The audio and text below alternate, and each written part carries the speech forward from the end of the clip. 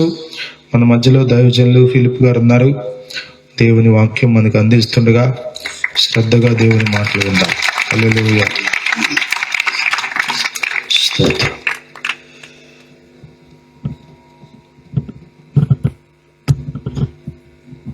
Jesus. దేవుని పరిశుద్ధ నామం ఈ సభల ద్వారా మహిమపరచబడును గాక. ఈ ఒక్కలగడ్డ గ్రామమును, గ్రామ పెద్దలను, ఈ చుట్టుపట్ల ఉన్న గ్రామములను కూడా ఈ సభల ద్వారా ప్రభువైన యేసుక్రీస్తు వారు ఆశీర్వదించును గాక. ఆమేన్. సభలో ఉన్న దైవ సేవకులందరికీ పేరు పేరు వరుసన సేవకురాండ్రు, మరి పరిశుద్ధులైన ప్రభు శిష్యులు వచ్చారు, ఆయన సంఘమై ఉన్న విశ్వాసులు, మీ అందరికి కూడా హృదయపూర్వకమైన నిండు వందనాలు.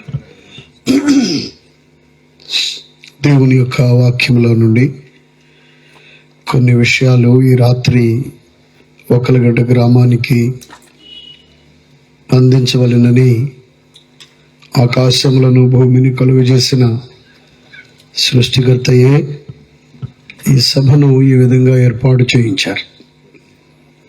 కాబట్టి క్రైస్తవులు వారేవో భజనలు ఏర్పాటు చేసుకున్నారు, కోటాలు పెట్టుకున్నారు, సభలు వాళ్లకు చెందినవి అని అనుకొనవద్దని గ్రామమునకు ప్రేమతో మనవి చేస్తూ, ఇక్కడ మేము ఏ మతమును కానీ ఎవరిని కానీ విమర్శించడానికి ఇక్కడ లేమని కూడా మనవి చేస్తున్నాం. అది మా అభిమతం కాదు. ఒక గొప్ప సత్యాన్ని ప్రజలందరికీ కలిగవలసిన క్షేమాన్ని, ప్రజలందరికీ మేలు కలగాలని, గ్రామమంతటికి ఆరోగ్యం ఆయుష్ కలగాలని కాంక్షిస్తూ ఈ సభను ఇక్కడ మరి దేవుడే తన సేవకుల ద్వారా, తన ప్రజల ద్వారా ఏర్పాటు చేయించారు. కొద్ది నిమిషాలు మైక్ ద్వారా మీకు వినబడుతున్న మాటలు ఆలకించాలని మీకు మనవి చేస్తున్నాం. ఈ రాత్రి ఈ సభ అంతటి యొక్క ముఖ్య సారాంశం, సెంటర్ ఆఫ్ ద మీటింగ్, ఈ సభ యొక్క కేంద్రం ఏమిటంటే ప్రభు అయిన యేసుక్రీస్తు వారిని గురించి మీకు తెలియచెప్పుట. ప్రభు అయిన యేసుక్రీస్తు వారు ఏ మతమునకు కానీ ఏ కులమునకు కానీ చెందినవారు కారు. ఆయనను గురించి లేఖనం, స్క్రిప్చర్ ఏమంటుందంటే యేసుక్రీస్తు అందరికీ ప్రభు. కాబట్టి యేసుక్రీస్తు మాటలు గ్రామంలో ఉన్న ముఖ్యంగా గ్రామ ప్రజలకు, పుర ప్రముఖులకు, పెద్దలకు అందించవలనని ఓ సదుద్దేశంతో ఈ సభ ఏర్పాటు చేయటం జరిగింది. కాబట్టి జాతి, కుల, మత విచక్షణ లేకుండా అందరూ ఈ క్షేమకరమైన వార్తను ఆలకించాలని మనవి చేస్తున్నాం. సహజంగా మల్లె చెట్లు మనందరికీ తెలుసు, ఒక కాలం వచ్చినప్పుడు చక్కటి పువ్వులు పూస్తాయి. మల్లె చెట్టు యొక్క పువ్వులు సువాసననిస్తాయి. మా ఊర్లో సువాసననిస్తాయి. మరి మీ ఊర్లో? మీ ఊర్లో కూడా సువాసనే. ఆ ఊర్లో, మరి ప్రక్క ఊర్లో, ఏ ఊరు వెళ్ళినా మల్లె చెట్టు యొక్క పువ్వులు సువాసననే ఇస్తాయి. ఎలాగో యేసుక్రీస్తు ప్రభువు యొక్క మాటలు ఎక్కడ బోధించబడినా కూడా అక్కడ ప్రజలకు, రోగులకు ఆరోగ్యం వస్తుంది. ఇక లేదు, నీ ఆయుష్ ముగించబడుతుంది, 2 నెలలో, 3 నెలలో, 7 నెలలో అని డాక్టర్స్ టెస్టుల మీద టెస్టులు చేసి డిక్లేర్ చేసి చెప్పేసినా కూడా ఆయుష్ లేదనుకున్న వారి యొక్క ఆయుష్ పొడిగించబడుతుంది. ఇక ఈ వ్యక్తి మారడు, ఇక ఎలాగా ఈ దుష్టత్వంలో ఉండి, ఈ చెడ్డ మార్గంలో ఉండి ఇలా బ్రతికి చనిపోవడమే అని అనుకొనిన వ్యక్తులు ఆ చెడ్డ మార్గమును విడిచిపెట్టి సన్మార్గములోనికి, మంచి మార్గములోనికి ఈ మాటలు ప్రకటించబడిన చోట్ల వచ్చేస్తున్నారు. దొంగలు ఈ మాటలు విని దొంగతనం మానివేసి దాతలైపోతున్నారు. రోగులు ఆరోగ్యవంతులవుతున్నారు. ఇవేవి కల్పించి కాయించి చెప్పే విషయాలు అస్సలు కానే, ఇవి నిజంగా నిజాలు. అర్ధాయుష్ అనుకున్న వాళ్ళు దీర్ఘాయువును అందుతున్నారు. కొంతమందికి అన్నీ ఉంటాయి, ఏదో తెలుగులో సామెత ఉన్న ప్రకారం అన్నీ ఉన్నా ఆ అబ్బాయి నోట్లో సేనన్నట్లుగా. కొంతమందికి అన్నీ ఉంటాయి కానీ మనస్సులో నెమ్మది ఉండదు, జీవితానికి ప్రశాంతత ఉండదు. ఏదో తెలియని ఆందోళన, గందరగోళం, పెద్ద పెద్ద పరుపులు ఉంటాయి కానీ నిద్ర పట్టదు. అలాంటి జీవితంలో ఎవరికీ చెప్పుకోలేని సమస్య అది.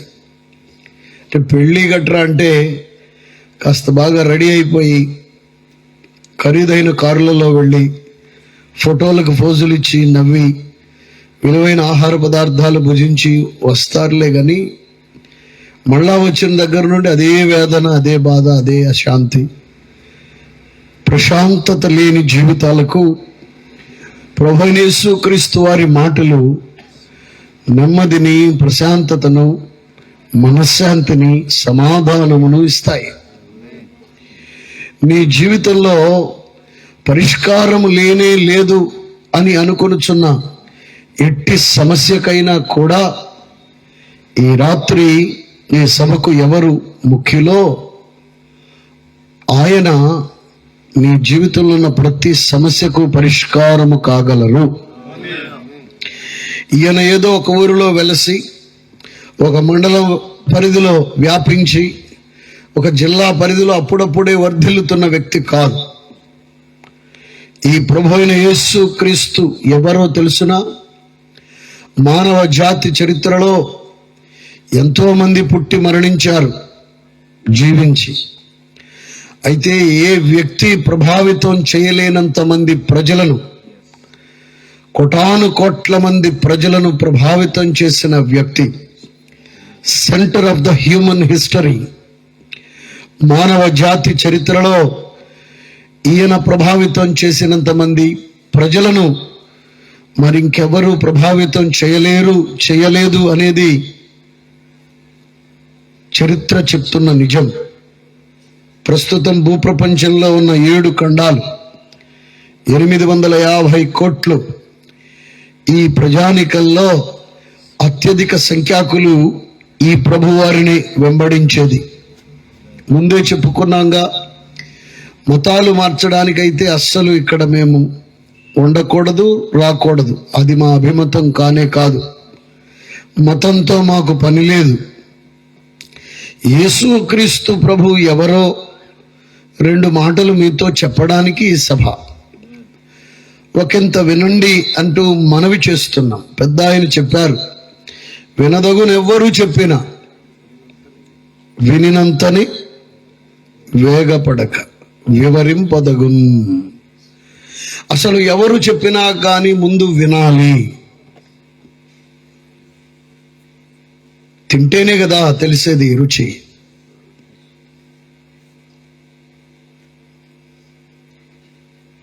మోస్తే గాని తెలుస్తుంది బరువు, చూస్తే ఏం తెలుస్తుంది రా అన్నారు పెద్దలు. అలాగే తింటేనే తెలుస్తుంది రుచి. ఎలాగో ప్రభువైన యేసుక్రీస్తు వారిని గురించి వింటేనే ఆయన ఎవరో మీకు అర్థమవుతుంది. అంత అవసరత లేదండి, యేసుక్రీస్తు ప్రభువుని గురించి విని తెలిసి కొనవలసిన అవసరత మాకు లేనే లేదని ఎవరైనా ఆ కోణంలో మాట్లాడితే అట్టి వారికి కూడా అసలు వినండి, విన్న తరువాత అవసరమో కాదో అప్పుడు ఒక తీర్మానంలోనికి, ఒక నిర్ణయంలోనికి రావాలని మిమ్మల్ని ఎంతో బ్రతిమాలుచున్నాం. ఇంకొకటి కూడా మీతో చెప్పాలనుకుంటున్నామండి. మనుషులుగా మేము ఇక్కడున్నాం, మా అంతట మేమేదో ఇక్కడున్న ప్రభువుని వెంబడించే ఈ బృందం వీరంతటి వీరేదో ఏర్పాటు చేసి ఇదంతా కలిగించుచున్న మానవ ప్రమేయం, మానవ ప్రయత్నం అనుకుంటారేమో. అస్సలు కాదండి. దీని వెనుక, ఈ సభ ఈలాగున జరుగుట వెనుక నిశ్చయముగా ప్రభువు ఉండి ఆయన గైడ్ లైన్స్ ఇస్తూ నడిపిస్తూ ఆయనే జరిగిస్తున్నారు. ఈ సత్యాన్ని గమనించండి. చరిత్రకు కేంద్రం అయ్యున్న ప్రభువైన యేసు వక్కలగడ్డ గ్రామంలో ఎందుకు ప్రకటించబడాలి? ఈయనను గురించి కొన్ని మాటలు చెప్పి మీకు ఒక పావు గంట 20 నిమిషాలు మాత్రం మీ టైం ఇవ్వాలని కోరుతూ, ఆ టీవీలు ఉన్నాయి చూసారండి, అదే ఆ సెల్ ఫోన్లు కూడా కొంచెం ప్రక్కన పడేసి ఈ మాటలు వినాలని మనవి చేస్తున్నాం. ఓ మహోన్నతమైన వ్యక్తి భూలోకంలో జన్మించక ముందే ఆయన పుట్టుక గురించి కొన్ని వేల సంవత్సరాలకు ముందే తెలియపరచబడింది. ఆయన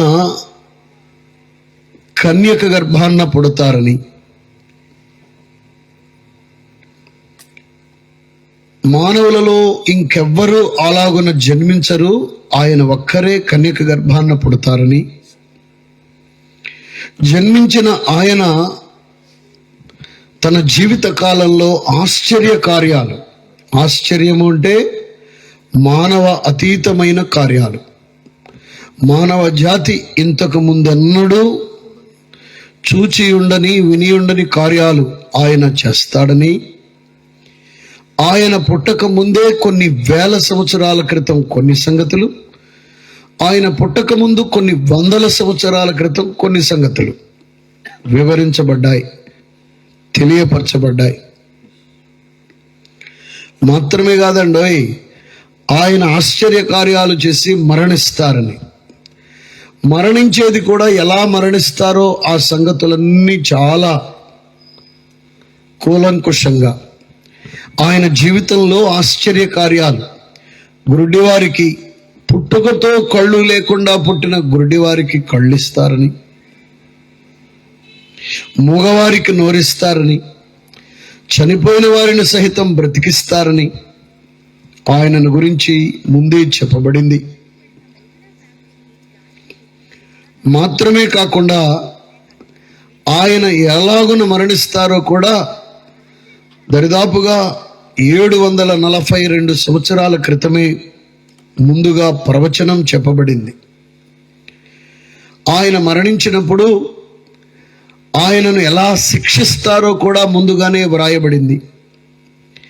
ఆయన మరణం సహజం కాదని, ఆయన మరణం ప్రత్యేకముగా ప్రణాళిక ప్రకారం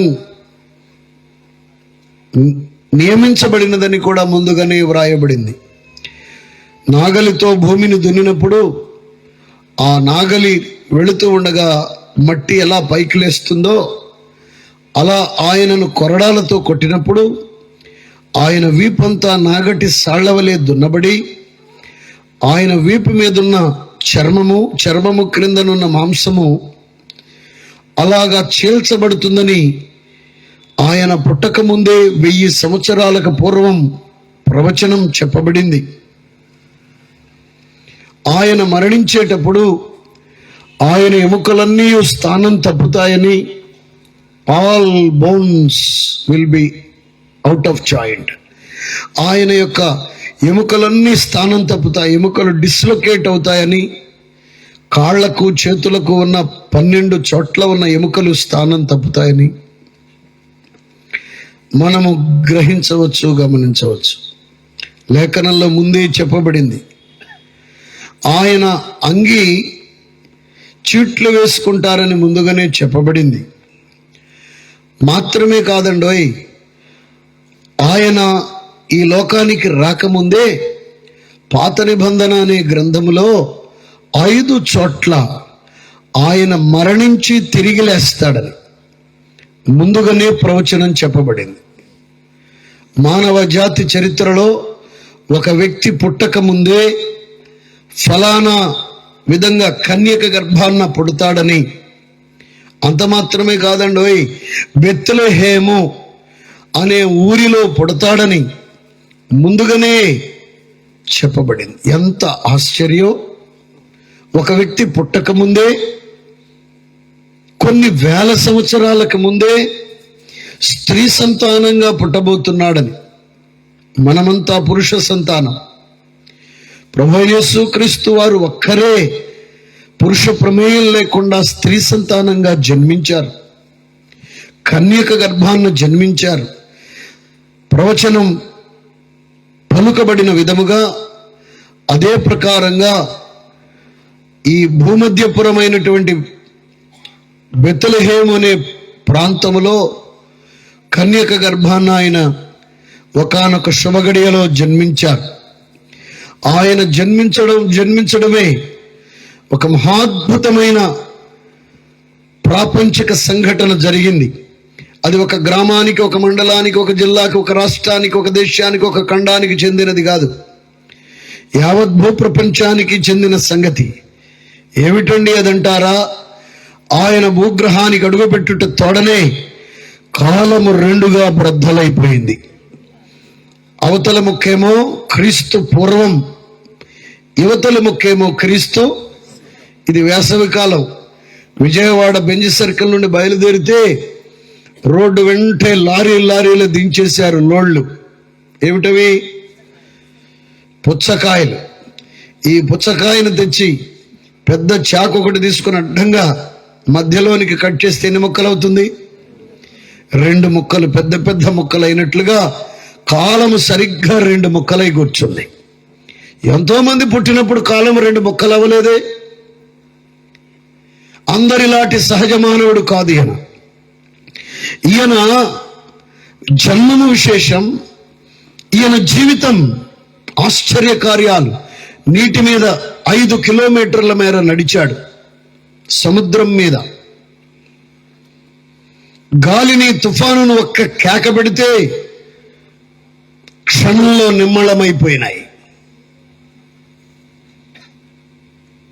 ప్రకృతి ఆయనకు లోబడింది. చనిపోయాడు ఒక బాబు. పాడిగట్టుకుని శ్మశాన వాటికకు తీసుకుని వెళతా ఉన్నారు. తల్లి రోదిస్తోంది. ఎదురుగా శిష్య బృందంతో ప్రభువైన యేసు వచ్చి ఆ బాబుని ముట్టుకున్నాడు.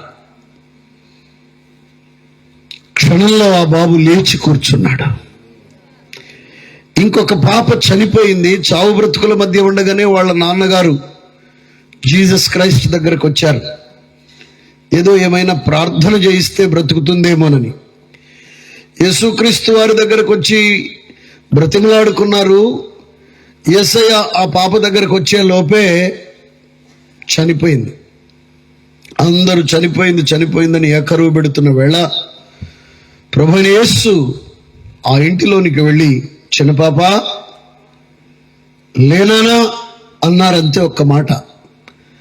అమాంతంగా చిన్న బిడ్డ లేచి కూర్చుంది.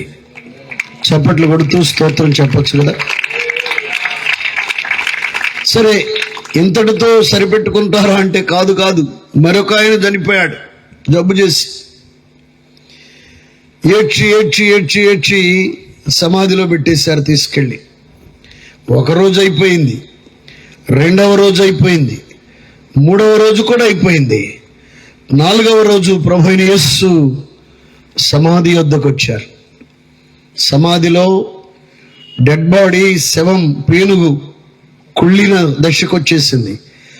అక్కడికి వచ్చి అతని పేరు పెట్టి, లాజరు బయటకు రా అని పిలువగానే యేసయ్యా అంటూ బయటకు వచ్చేసాడు. చప్పట్లు కొడుతూ స్తోత్రం చెల్లిద్దాం. మృతులను సజీవులుగా చేయగలిగినటువంటి మహనీయుడు. ఆయన ఊరకనే రాలేదు. అసలు ఆయన ఎక్కడి నుండి వచ్చాడు, ఆయన ఎవరు అనే మాట కూడా 2 మాటల్లో. ఆయన అందరిలాగా ఏదో సహజ మానవునిగా జన్మించినటువంటి వాడు కాదు. ఆయనను గురించి దివ్య లేఖనం ఏమంటుందంటే, స్క్రిప్చర్ ఏమంటుందంటే, వేదం ఏమంటుందంటే, ఆయన మూలముగానే సమస్తము కలిగెను, కలిగి ఉన్నదేది ఆయన లేకుండా కలుగలేదు. ఈ రాత్రి సభకు ఎవరు కేంద్రమై ఉన్నారో ఆ ప్రభు అయిన యేసు క్రీస్తు వారిని గురించే ఆ మాట వ్రాయబడింది. ఆయన మూలముగానే నక్షత్రములు, నక్షత్ర రాశులు కలిగెను. ఆయనే ఆకాశములను, మహాకాశములను కలుగజేసెను. ఆయనే సూర్య చంద్రులను, సూర్య కుటుంబమును సహితం కలుగజేసెను. ఆయనే భూమిని, ఇందలి సర్వస్వాన్ని కలుగజేసెను. సముద్రములను, మహాసముద్రములను, జలచరములను, భూచరములను, పక్షి జాతి అంతటిని నిర్మించినవాడు. కూర మొక్కలను మొలిపించినవాడు. ఇదిగో చెట్లను మొలిపించినవాడు. ఫలవృక్షములను కలుగజేసినవాడు. పంటలను ఇచ్చినవాడు. పాడి పశువులను కలుగజేసినవాడు. వీటన్నిటినీ నోటి మాటలో ఉన్న సృజనాత్మకమైన సృష్టించే శక్తి ద్వారా, క్రియేటివ్ పవర్ ద్వారా ఈ విశ్వమంతటిని ఉనికిలోనికి తెచ్చిన మహనీయుడు ప్రభు అయిన యేసు క్రీస్తు. అంటే ఆ విశ్వ నిర్మాణకుడు, ఆ విశ్వ నిర్మాత ఇప్పటికి 2026 సంవత్సరాల క్రితం ఆయనకు నిత్యములో పరలోక రాజ్యములో ఆయన కలిగి ఉన్న ఆ మహా గొప్ప మహిమ సింహాసనము మీద నుండి ఆయన బయలుదేరి సింహాసనమును విడిచిపెట్టి, పరలోకమును విడిచిపెట్టి, అక్కడ ఆయనను ఆరాధించడానికి, ఘనపరచడానికి, కొనియాడడానికి, పొగడడానికి కోటాను కోట్ల మంది అసంఖ్యాక దూతలు ఆయనను పరిశుద్ధుడు, పరిశుద్ధుడు, పరిశుద్ధుడని ఘనపరుస్తూ కొనియాడుతూ ఉన్నటువంటి ఆ మహా తేజో మహిమను విడిచిపెట్టి, ఆ మహా ఘనతను విడిచిపెట్టి, సింహాసనాన్ని ప్రక్కన పెట్టి, ఆ దేవత్వాన్ని ప్రక్కన పెట్టి, ఆయన తన గొప్ప ఎస్టేట్ అనబడిన పరలోకాన్ని విడిచిపెట్టి పనిగట్టుకుని 2026 సంవత్సరాల క్రితం ఆయన భూగ్రహానికి అడుగుపెట్టారు. వింతైన జన్మము ద్వారా ప్రవేశించారు. ముందే చెప్పారు ఇలా బెత్లెహేములో పుడతాను అని. అలాగే బెత్లెహేములో పుట్టారు. ఏది 2 రోజులు 3 రోజుల ముందా కాదు సుమా, కొన్ని వందల సంవత్సరాలకు పూర్వం ముందే చెప్పారు ఇలా కన్యక గర్భాన జన్మిస్తానని. 1 రోజు 2 రోజుల ముందా కాదు సుమా, 700 సంవత్సరాలకు ముందే అలాగే కన్యక గర్భాన జన్మించారు. ముందే చెప్పారు ఆయన ఆశ్చర్య కార్యాలు చేస్తానని. ఆయన చెప్పిన విధముగానే కుంటి వారికి కాళ్ళిచ్చాడు, గుడ్డి వారికి కళ్ళిచ్చారు, మగవారికి నోరు, చెవిటి వారికి వినికిడి, దురాత్మ శక్తుల నుండి విడుదల, దయ్యముల నుండి ప్రజలను విడిపించాడు, చాతబడి చిల్లంగి బాణామతి శక్తుల నుండి విడుదల కలుగజేశాడు, గాలిని తుఫానును అణిచివేశాడు, ప్రజలకు ఆహారము పంచాడు. వీటన్నిటికి మించి మానవ జాతికి ఒక మహోన్నతమైన రాజ్యమును గురించి పరిచయం చేశాడు. ఆ రాజ్యము గురించి మానవ జాతికి తెలియదు. ప్రక్కనున్న చల్లపల్లి గురించి తెలుసా? ఎందుకు తెలియదు? ఇటు ప్రక్కనున్న చిట్టూర్పు గురించి తెలుసా? తెలుసండి. మా గ్రామానికి చుట్టుపట్ల ఉన్న గ్రామాలన్నిటి గురించి తెలుసండి. మనుష్యులను అడుగుతుంటే ఎన్నెన్నో శాస్త్రాలు చెప్తున్నారు. రియల్ ఎస్టేట్ గురించి తెలుసు, విదేశీ ఉద్యోగాల గురించి తెలుసు, ఇంటర్మీడియట్ తర్వాత ఎలా చదవాలో తెలుసు, వ్యాపారం ఎలా చేయాలో తెలుసు, పెట్టుబడులు ఎక్కడ పెట్టాలో తెలుసు, సకల శాస్త్రాలు తెలుసు. కానీ మానవ జాతికి యేసుక్రీస్తు ప్రభువు బోధించిన ఈ శాస్త్రము తెలియదు. ఏమిటండి ఆ శాస్త్రం? ఏమిటంటే మరణము తరువాత మానవుని కొరకు సృష్టికర్త సిద్ధపరుస్తున్న ఆ మహోన్నతమైన మోక్షరాజ్యము, పరలోక రాజ్యమునుడి రాజ్యమును గురించి మానవాళికి పరిచయం చేశాడు ఆయన. మాత్రమే కాకుండా తాను ముందుగానే చెప్పిన విధముగా మనుష్యులందరి పాపములను పరిహరించుట కొరకు, పాపము నుండి మనుష్యులను వేరు చేయుట కొరకు, మనుష్య జాతిలో నుండి పాపమును మైనస్ చేయటం కొరకు, తీసివేయుట కొరకు, మనుష్యులందరి కొరకు క్రయధనముగా ఆయనే మనుష్యులందరి పాపములను తన మీద వేసుకొని ఆయన తన శరీరం అంతటిని నిలువెల్ల నలుగగొట్టుకొని చీల్చబడి రక్తమంతటిని ధారలు ధారలుగా ఓడ్చి మనుష్యుల కొరకు మరణించారు. మాత్రమే కాదు, తాను చెప్పిన విధముగా మరణమును గెలచి తిరిగి లేచారు. ఎక్కడైనా ఎవరైనా నేను మరణాన్ని గెలచి తిరిగి లేవబోతున్నానని చెప్పారా? పాత నిబంధనలో 5 సార్లు, క్రొత్త నిబంధనలో 3 సార్లు, వెరసి 8 సార్లు చనిపోయి తిరిగి లేస్తానని చెప్పి తిరిగి లేచిన మరణమును గెలిచిన వీరాధి వీరుడు. మాత్రమే కాదు, ఇప్పుడు ఆయన సజీవుడై బ్రతికి ఉన్నాడు. ఆమేన్. మనం ఎవరి సన్నిధిలో ఉన్నామో ఆయన ఇప్పుడు బ్రతికి ఉన్నాడు. ఆయన అంటారు కదా, మృతుడనైతిని, మీ అందరి పాపములను నా మీద వేసుకొని మీకు బదులుగా నేను చనిపోవలసి ఉన్నది కాబట్టి చనిపోయాను. మృతుడనైతిని గాని యుగ యుగములకు సజీవుడనై ఉన్నాను. ఇప్పుడు బ్రతికున్నాను. కొంతమంది వాపోతుంటారు, మా మామయ్య, మా మేనమామ గారు బ్రతుకుంటే ఎంత సాయపడేవాడో, ఎంత కొమ్ము కాసేవాడో, అసలు ఆయన రేంజ్కి, ఆయన పొజిషన్కి అసలు మమ్మల్ని వదిలిపెట్టేవాడా అని కొందరు బాధపడుతుంటే, కొందరు మా నాన్న ఉంటేనా నాకు ఈ తిప్పలుండేవి, నన్ను కడుపులో పెట్టుకుని చూసేవాడు. నిజమే, నాన్నుంటే చూసేవాడు. మరి నాన్న లేడుగా, నాన్న చనిపోయాడుగా. ఈ రాత్రి శుభవార్త ఏమిటంటే, నాన్న కంటే 1,000,000 రెట్లు ఎక్కువ చూసుకోగలిగిన ఒక మహోన్నతమైన సజీవుడు మన గ్రామంలో ఈ సభలోనికి వచ్చారు. ఆయన ఇక్కడ స్తోత్ర సింహాసనాసీనుడై ఉన్నారు.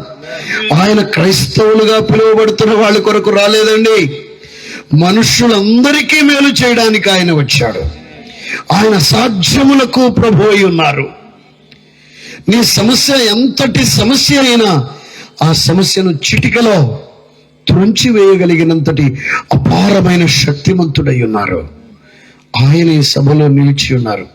ఆయన పేరు ప్రభు అయిన యేసు. యేసు యేసు యేసు అనే మాటకు అర్థం రక్షకుడు.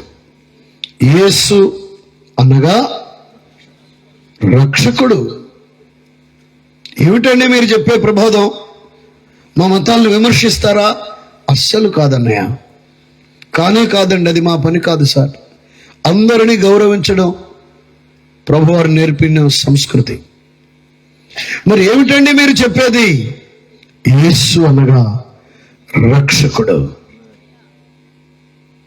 రక్షకుడు అనగా రక్షించేవాడు.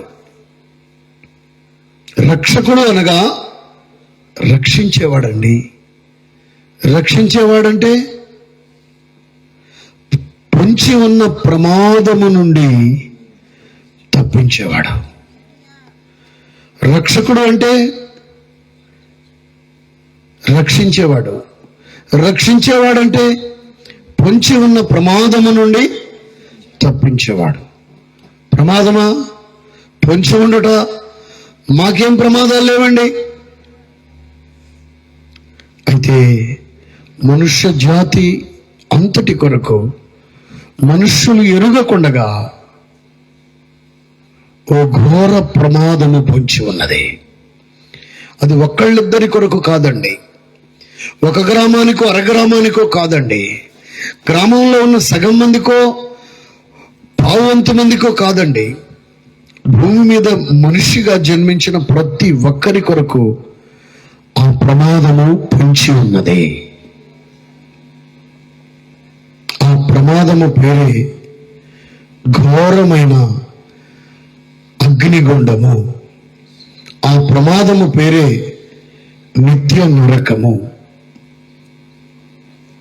మనకి ఇంట్రెస్ట్ లేకపోయినా అది రెడీగానే ఉంది. కొంతమంది మాటలు వింటుంటే, ఏమండి అసలు నాకు నరకం అంటే ఇంట్రెస్ట్ లేదండి. నీ ఇంట్రెస్ట్తో పని లేదన్నయ్య. నీకు ఇంట్రెస్ట్ ఉన్నా లేకపోయినా నీ కొరకు అది రెడీగా కాచుకొని కూర్చుంది. ఎప్పుడు ఎక్కడ ఏం చేస్తుందండి అది నన్ను అని మీరు అడగగలిగితే, అది మనిషి ప్రాణం పోయిన వెనువెంటనే, ఇక్కడ కన్ను మూసిన వెనువెంటనే, సహజ మరణమే కానివ్వండి, ఏదో కోణంలో చనిపోనివ్వండి, ఎలాగును చనిపోయిన మనిషి మరణించిన వెనువెంటనే అగ్నిగుండము అనబడిన, పాతాళము అనబడిన ఘోరమైన నిత్య నరకము, మానవ మరణము వెనువెంటనే ఆ మనిషి యొక్క ఆత్మదేహాన్ని మృంగివేయడానికి రెడీగా కాచుకొని కూర్చుంది. కొన్నిసార్లు గోడ మీద బల్లి ప్రాకుతూ ఉంటుంది. బరబర వెళ్ళిపోయి అక్కడ ఆగుద్ది, స్లో అయిపోతుంది, నెమ్మదైపోతుంది. అక్కడ ఒక కీటకం ఉంటుంది, చిన్న పురుగు. దాన్ని చూస్తుంది, దాని కొరకు ప్లాన్ వేస్తుంది, దాని కొరకు మ్యాప్ వేస్తుంది, దాని కొరకు ఆలోచన చేసి దానికి ఎలాగైనా సరే దాన్ని పట్టాలని మెల్లగా దగ్గరికి వెళ్ళుద్ది. మెల్లగా దగ్గరికి వెళ్ళి ఒక్కసారిగా దాని మీదకు దుమికి నాలుగుతో పట్టేస్తుంది అనమాట.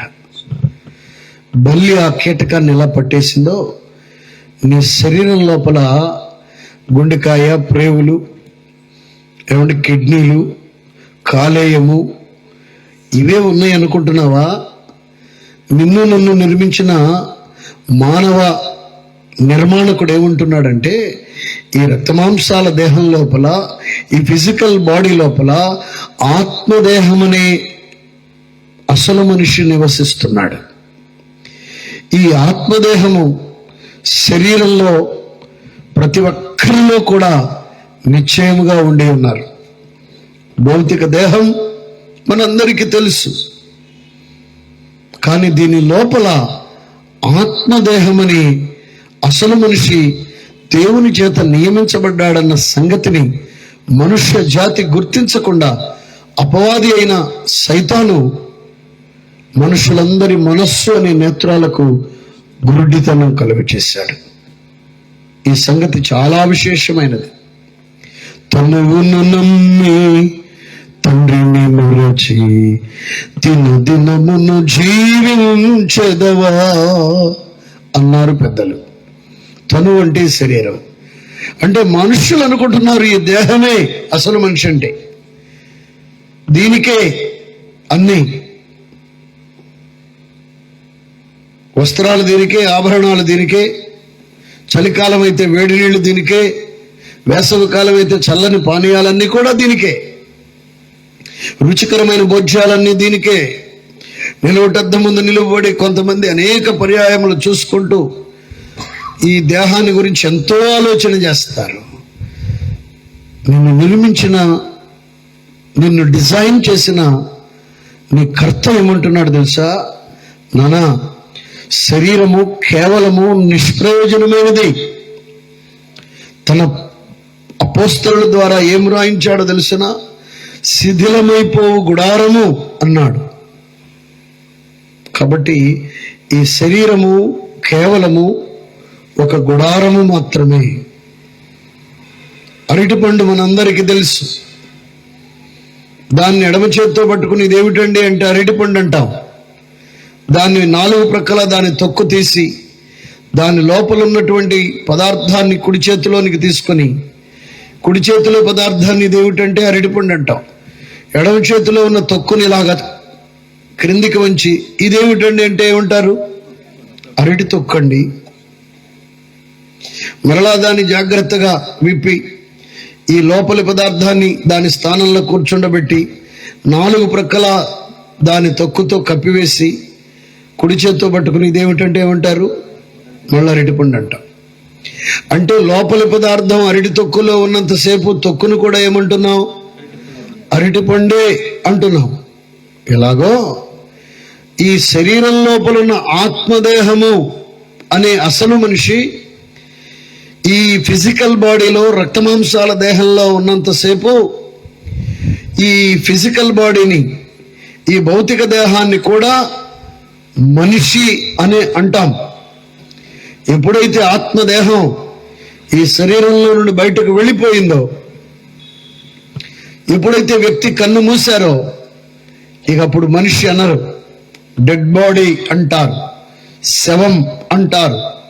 ఎందుకు ఈ విషయాలన్నీ మీతో మాట్లాడుతున్నామంటే, యేసుక్రీస్తు ప్రభువు భూలోకానికి వచ్చి మానవ జాతికి పరిచయం చేసిన గొప్ప పాఠం ఏమిటంటే, మనుష్యుడా, మరణంతో ఈ భూలోక జీవితం జీవించి కన్ను మూసిన తరువాత నీ మరణంతో జీవితము అంతమైపోలేదు.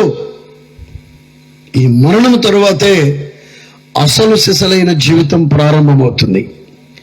ఈ భూమి మీద నీవు బ్రతికి ఉండగా ఈ శరీరము, ఈ జీవితము, ఈ భూలోకము ఎంత నిజమో, ఇక్కడ కన్ను మూసిన తరువాత ఈ శరీరంలో నుండి ఆత్మదేహము బయటకు వచ్చి దేవుడుండే రాజ్యమైన మోక్ష రాజ్యానికి, అదే ఆ పరలోక రాజ్యానికి వెళ్ళుట, లేదా సృష్టికర్త సిద్ధపరిచిన ఈ రక్షణ ప్రణాళికలోనికి ప్రవేశించకుండా, రక్షణ కార్యక్రమంలోనికి ప్రవేశించకుండా, రక్షణ పొందకుండా మరణిస్తే ఈ శరీరంలో నుండి బయటకు వచ్చిన ఆత్మదేహం భూమి యొక్క క్రింది భాగాలలో ఉన్న అగ్నిగుండము, దానికే మరి ఒక పేరు పాతాళము, దానికే మరి ఒక పేరు నిత్య నరకము అనబడిన అతి భయంకరమైన వేదన స్థలములోనికి వెళ్ళుట అనేది భూలోకంలో నీవు నివసిస్తున్న ఈ జీవితం ఎంత నిజమో, దీనికంటే కూడా ఈ లోకం తరువాత 2 భాగాలుగా నిత్యత్వం ఉండబోతుందనే సంగతి అంతకంటే ఎక్కువ నిజము. ఇది మనము నమ్మినా నమ్మకపోయినా కూడా అది సృష్టికర్త మానవ జాతికి పంపిన ఉత్తరంలోని అతి ప్రాముఖ్యమైన సంగతి. ఏమిటండి మీరు రాత్రి చెప్పేది పెద్ద చెప్పొచ్చారు అనే మనసుతో ఒకవేళ వింటున్నారేమో పెద్ద అయినా, మీకు కూడా నమస్కారం. ఇవి మేమేమి చెప్పడానికి రాలా, మేమేం చెప్పగలం? నీకు నాకు మనందరికీ ప్రాణం పోసిన సృష్టికర్త ఆయన ఒక ఉత్తరం మానవ జాతికి రాసి పంపారు. ఆ ఉత్తరంలోని కొన్ని సంగతులు మాత్రమే ఈ సభలో నుండి మీకు పరిచయం చేస్తున్నాం. అందులో అతి ప్రాముఖ్యమైన అంశం, భూనివాసి మానవుడా, నీ ఒకప్పుడు ఈ లోకంలో లేవు, ఇప్పుడు ఉన్నావు, కొంతకాలానికి ఉండావు. మన ముందు కూడా ఎంతో మంది వచ్చారు, జీవించారు, ఈ లోకాన్ని విడిచిపెట్టి వెళ్ళిపోయారు. సృష్టికర్త చెప్పిన మాట ఏమిటంటే, మనుష్యులు ఒక్కసారే మృతి పొందవలెను, 2వ జన్మమో 3వ జన్మమో లేదండి. నీవు ఈ లోకంలో జీవిస్తూ ఈ 70-80 సంవత్సరాల జీవితాన్ని జీవిస్తూ ఉండగానే నీ మరణం తరువాత జీవితాన్ని నీవు నిర్ధారణ చేసుకోవాలి. ఏమిటండి మీరు చెప్పొచ్చిన సంగతి అంటే, మరణం మానవుని అంతము కాదు. మరణము తరువాత అసలు సిసలైన జీవితము మానవుని కొరకు సృష్టికర్తే సిద్ధపరిచి ఉంచారు. అది 2 భాగాలుగా ఉన్నది. ఒకటి దేవుడు ఉండే రాజ్యం, దానినే మోక్షరాజ్యం అన్నారు. అక్కడ పరిశుద్ధత ఉంటుంది, అక్కడ పాపం ఉండదు, అక్కడ కామ క్రోధ లోభ మోహ మదమాశ్చర్యములతో కూడిన ఆలోచనలు కార్యాలు ఉండవు. అక్కడ సృష్టికర్త అయిన దేవుడు ఉంటారు. అక్కడ ఆయనను నేరుగా మనం చూస్తాం, ఆయనను కలుసుకుంటాం, ఆయనతో మనతో ఆయన సదాకాలము యుగాయుగములు జీవిస్తూ ఉంటాం. ఆయనను ఆరాధిస్తూ ఉంటాం.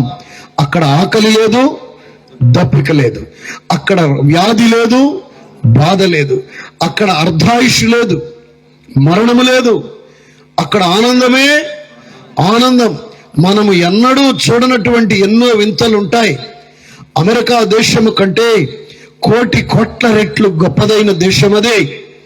ఆ దేశంలోనికి మనలను తీసుకొని పోవడానికి సింహాసనాన్ని సృష్టికర్త విడిచి భూగ్రహానికి అడుగు పెట్టాడు. అంతే, కాలము రెండుగా బద్దలైంది.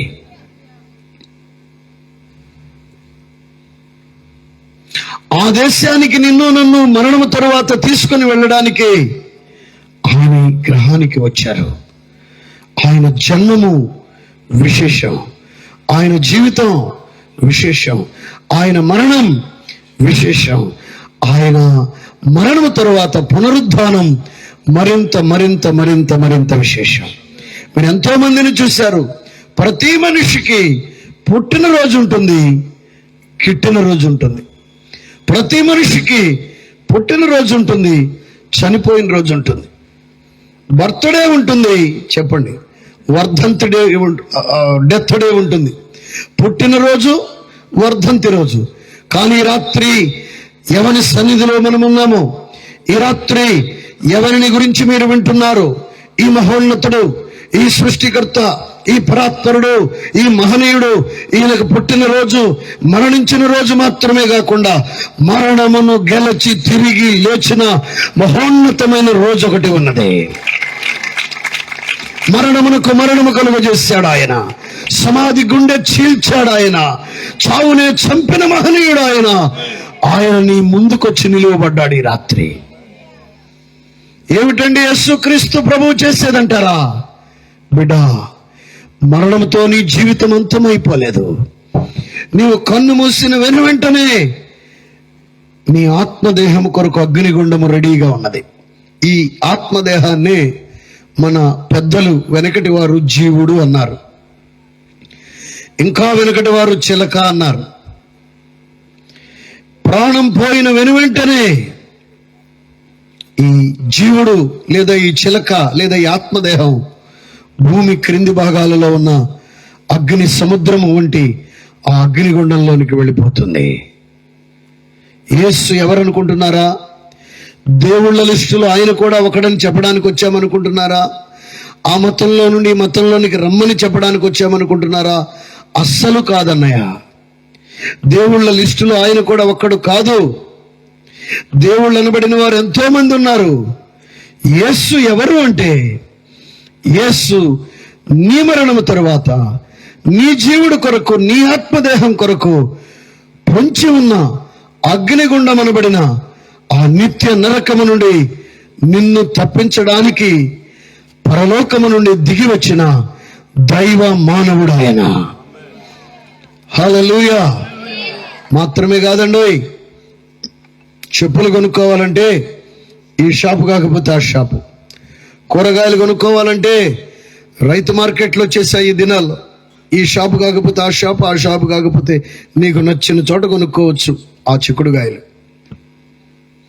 బట్టలు కొనుక్కోవాలంటే ఈ షాపు కాకపోతే ఆ షాపు, ఆ షాపు కాకపోతే ఈ షాపు. పెట్రోల్ కొట్టించుకోవాలంటే ఈ బంకు కాకపోతే ఆ బంకు, ఆ బంకు కాకపోతే ఈ బంకు. ఎన్నో ఆప్షన్స్ ఉన్నాయి. కానీ మనుష్యుడా, నీ మరణము తరువాత నీ ఆత్మదేహమును ఆ నిప్పుల గుండమనబడిన, ఆ ఘోర పాతాళమనబడిన ఆ నిత్య నరకము నుండి తప్పించబడాలి అంటే యేసుక్రీస్తు గాక మరి ఇంకెవరు కూడా నిన్ను ఆ భయంకరమైన అగ్నిగుండములో నుండి తప్పించగలిగిన వారు లేరు అనే గొప్ప సత్యాన్ని ప్రబోధించడానికి ఈ రాత్రి నీ ఎదుటకొచ్చి నిలిచాడు ఈ సభ ద్వారా. వన్ అండ్ ఓన్లీ, ఏకైక రక్షకుడు. మరొక రక్షకుడు ఉంటే ఈ రాత్రి సభ ఇక్కడ అక్కరలేదు. మోషే పాస్టర్ గారు ఈ ఊరికి రావాల్సిన పని లేదు. వేరొక రక్షకుడు ఉంటే అసలు యేసుక్రీస్తే ఈ లోకానికి రావాల్సిన పని లేదు. There is no another option. ఇంకొక అవకాశం లేదన్నా. పోనీలండి, ఒక ఆయన అంటున్నారు, అసలు నాకు నరకానికి వెళ్ళాలని ఉందండి, నా ఇంట్రెస్ట్ అది అంటున్నారు. అంటే ఈ రాత్రి ఒక విషయాన్ని మీతో చెప్పాలనుకుంటున్నాం సార్. మేడం గారు, మనం అనుకున్నంత ఆషామాషిగా అలకనగా ఉండదు నరకం అనేది. ఆ అగ్నిగుండంలో పడితే అనుభవించే బాధ, వేదన నీవనుకున్నంత సునాయాసంగా ఉండదు. ఈ దినాల్లో ధనం చాలా ప్రభావం చూపిస్తూ ఉంది. ఎవరు అన్నారు, డబ్బుంటే కొండ మీద కోతినైనా కిందకి దింపొచ్చు అంట. ఒక చక్రకేళి గెలబెట్టామనుకో, పరుగులు పెట్టుకుంటూ వచ్చేస్తుంది.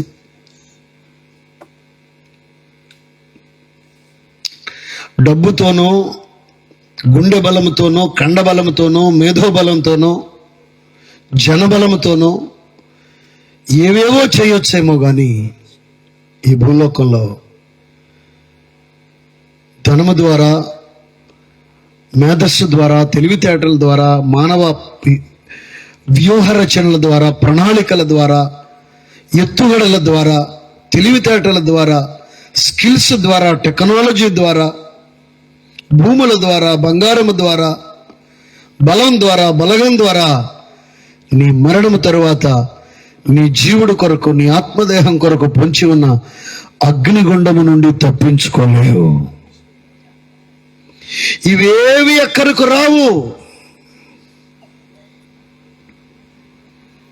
సైకిల్ తొక్కేవాళ్ళు, బైక్ తోలేవాళ్ళు, ఆటో తోలేవాళ్ళు, ఏమంటే కారు నడిపేవాళ్ళు, లారీ నడిపేవాళ్ళు, రైలు నడిపేవాళ్ళు, వాళ్ళని తీసుకొచ్చి ఈ విమానాన్ని తోలండి అంటే తోలగలరా? చెప్పండి. విమానాన్ని నడిపించాలంటే దానికి ప్రత్యేకమైన శిక్షణ, వాళ్ళని పైలట్స్ అంటారు. ఈ భూలోకంలో అక్కడికొచ్చేవేవి నిన్ను అగ్నిగుండము నుండి తప్పించడానికి రవ్వంత కూడా పనికిరావు. అందుకే మీ పాదాలు పట్టుకొని బ్రతిమాలుచు మనవి చేస్తున్నాం. ఇంకా ఒక మెట్టు దిగి నేనైతే మీ కాళ్ళు కడిగి నా నెత్తిన జల్లుకొని కూడా మీకు 2 చేతులతో నమస్కారం చేసి మనవి చేస్తున్నాను. అయ్యా, మిమ్మల్ని గౌరవించి మనవి చేస్తున్నాం. ఇది నిజం, ఇది 100 పాళ్ళ నిజం. నీవు చనిపోయిన వెనువెంటనే నీ జీవుడు అనబడిన ఆత్మదేహం అమాంతంగా అగ్నిగుండంలోకి వెళ్ళిపోతుంది. 2 విషయాలు చెప్పి నేను క్లోజ్ చేస్తాను, శ్రద్ధగా వినండి. ఈ మాటలు వింటున్న మీకు ఒకవేళ సందేహం కలగవచ్చు. ఏమండి, ఆత్మదేహం అంటున్నారు, జీవుడు అంటున్నారు, అసలు అది ఎలా ఉంటుంది అంటారు? ఒకటి. రెండవది, అది ఎక్కడో నుప్పులగుండంలో, అగ్నిగుండంలో పడుతుంది, అగ్ని సముద్రంలో పడిపోతుంది అంటున్నారు. పడిన తరువాత అసలు ఎలా ఉంటుంది? 2. ఈ 2 ముక్కలు అలా మీ గమనంలోకి తెచ్చి నేను ముగిస్తాను, శ్రద్ధగా వినండి అన్నా. ఇద్దరు కవలలు, ట్విన్స్ అంటారు ఇంగ్లీష్లో, ఎలా ఉంటారో, మీరు నిలువుటద్దం ముందు నిలువబడితే మీ రూపం మీకు ఎలా కనబడుతుందో, ఈ శరీరం లోపల ఉన్నటువంటి ఆత్మదేహం కూడా అలానే ఉంటుంది. మరణించిన వెనువెంటనే, ప్రాణం పోయిన వెనువెంటనే ఈ అరటి తొక్కులో నుండి అరటి పండు లోపటి పదార్థం ఎలా బయటకు తీసామో, ఈ లోపల ఉన్న అసలు మనిషి ఈ రక్తమాంసముల దేహం అనబడిన భౌతిక దేహంలో నుండి, ఫిజికల్ బాడీలో నుండి ఆత్మదేహం బయటకు వస్తుంది. అనేక సార్లు చెప్పిన ఉదాహరణ మళ్ళీ ఒకసారి చెప్తున్నా. మన గ్రామీణ ప్రాంతాల్లో మనందరికీ తెలిసిన జీవి పాము. అది ఒక వయస్సు వచ్చాక కుసం విడుస్తుంది. కుసం విడిచే ముందు రోజు కుసం దాని వంటికే ఉంటుందిగా. ఆ మరుసటి రోజు కుసం విడిచిపెట్టాక ఏమవుతుంది? దాని వంటి నుండి కుసం వేరవుతుంది, అసలు జీవి బయటికి వెళ్ళిపోతుంది. ఈ రక్తమాంసాల దేహం తీసుకెళ్ళి కాల్చేస్తున్నారే, కట్టెల మీద పెట్టి, మిషన్లో పెట్టి, లేకపోతే తీసుకెళ్ళి పూర్తి చేస్తున్నారే మట్టిలో పెట్టి. ఈ ఫిజికల్ బాడీ, భౌతిక దేహం కుసం లాంటిదండి కేవలం. అందుకే శరీరము కేవలము నిష్ప్రయోజనమైనదని ప్రభువు చెప్పారు. ఈ కుశము వంటి భౌతిక దేహంలో ఆత్మదేహము అనబడిన అసలు మనిషిని దేవుడు ఉంచాడు. నరుని ఆత్మ యెహోవా పెట్టిన దీపము. ఈ మానవ ఆత్మ అనబడినటువంటి ఈ ఆత్మదేహం మనిషి చనిపోయిన క్షణంలో కుశంలో నుండి పాము బయటకు వచ్చినట్లుగా ఈ రక్తమాంసాల దేహం, ఈ ఫిజికల్ బాడీ ఎలా ఉందో అచ్చు అలాగే ఉన్న ఈ ఆత్మదేహం బయటకు వచ్చి దయ్యాలై తిరగరండి చనిపోయిన వ్యక్తులు భూమి క్రింది భాగాలలో ఉన్నటువంటి చెప్పండి నిప్పుల గుండంలోనికి వెళ్ళిపోయి పడిపోతారు.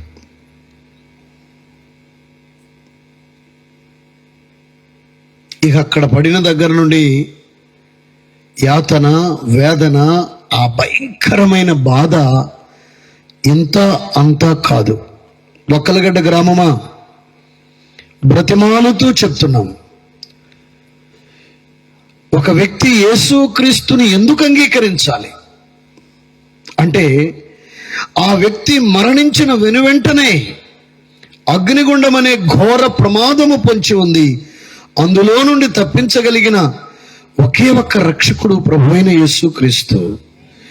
ఈయనను అంగీకరించకుండా మరణిస్తే ప్రాణం పోయిన వెనువెంటనే ఈ రక్తమాంసాల దేహంలో నుండి ఈ ఆత్మదేహం అనే జీవుడు ఈ శరీరాన్ని విడిచిపెట్టి బయటకు వచ్చి కుశములో నుండి పాము బయటకు వచ్చినట్లుగా ఈ రక్తమాంసాల దేహం అనే కుశములో నుండి బయటకు వచ్చి ఆ అసలు మనిషి ఆత్మదేహం అమాంతంగా అగ్నిగుండంలో పడిపోతుంది.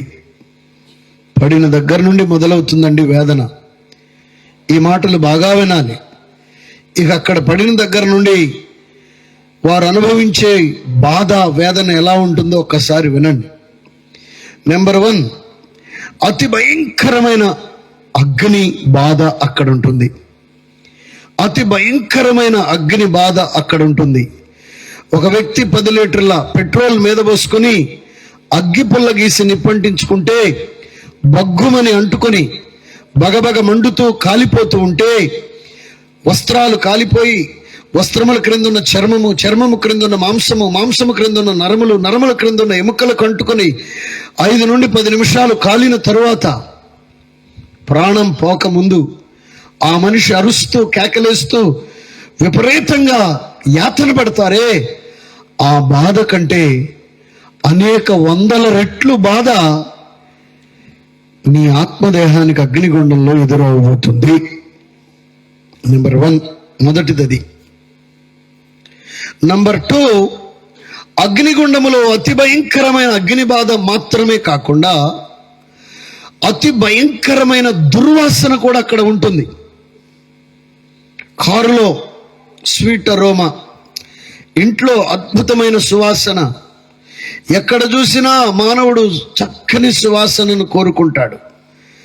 మానవుడా, ఇంత సౌఖ్యాన్ని అనుభవిస్తున్న నీవు ఫ్యాను కాదు, కూలర్ కాదు, సెంట్రల్ ఏసీలు పెట్టుకుని నివసిస్తున్న నీవు యేసయ్య లేకుండా మరణిస్తే నీవు తట్టుకోలేనంత అతి భయంకరమైన అగ్నిగుండంలో పడిపోతావు. తట్టుకోలేవన్నా, పెద్ద అయినా తట్టుకోలేవు సార్. అక్కడికి వెళ్లకుండా నిన్ను తప్పించడానికి నీ ఎదుటకి వచ్చి నిలిచాడు ఈ రాత్రి యేసయ్య.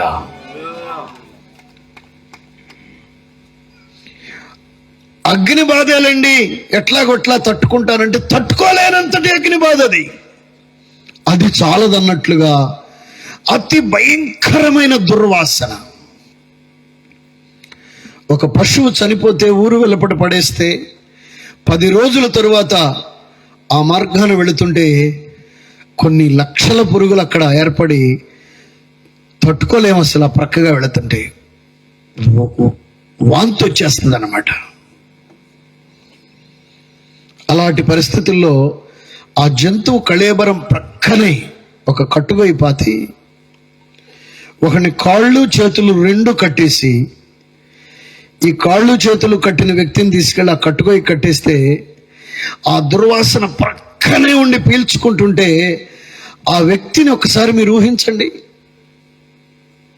ఒక్కసారి ఊహించండి. ఇంకేమైనా ప్రత్యేకంగా హింసించాలి అతన్ని? అతి భయంకరమైన దుర్వాసన. ఈ జంతు కళేబరము నుండి వచ్చే దుర్వాసన కంటే కొన్ని వందల రెట్లు దుర్వాసన అగ్నిగుండంలో. ఒక పూట, ఒక రోజు, ఒక వారం, ఒక నెల, ఒక సంవత్సరం, ఒక దశాబ్దం, ఒక శతాబ్దం కాదు. యుగం అంటే 1000 సంవత్సరాలు, మిలీనియం అంటారు ఇంగ్లీష్లో. వేల వేల వేల వేల సంవత్సరాల్లో, అంతము లేనంత కాలం, యుగములు అన్నారు తెలుగులో దానినే.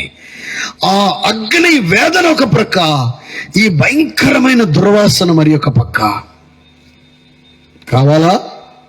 కావాలంటే యేసు ప్రభువుని కాదనుకో. అమ్మో, ఆ అగ్నిగుండం మాకు వద్దండి, ఆ దుర్వాసన మేం భరించలేం బాబంటే యేసు తప్ప వేరొక ఆప్షన్ లేదు. యేసయ్య తప్ప విడిపించగలిగిన వారొకరు లేరండి. ప్రభు యొద్దకు వచ్చి తీరాల్సిందే. ఇక ఈ రెండేనండి, ఇంకేమైనా ఉన్నాయంటే అంతేకాదండోయ్. అతి భయంకరమైన పురుగులు అక్కడున్నాయి. దరిదాపుగా 6 నుండి 8 అంగుళాల పొడవుండే పురుగులు. ఆ పురుగు అక్కడ ఉన్న అగ్నికి చావని పురుగు. అగ్ని ఆరదు,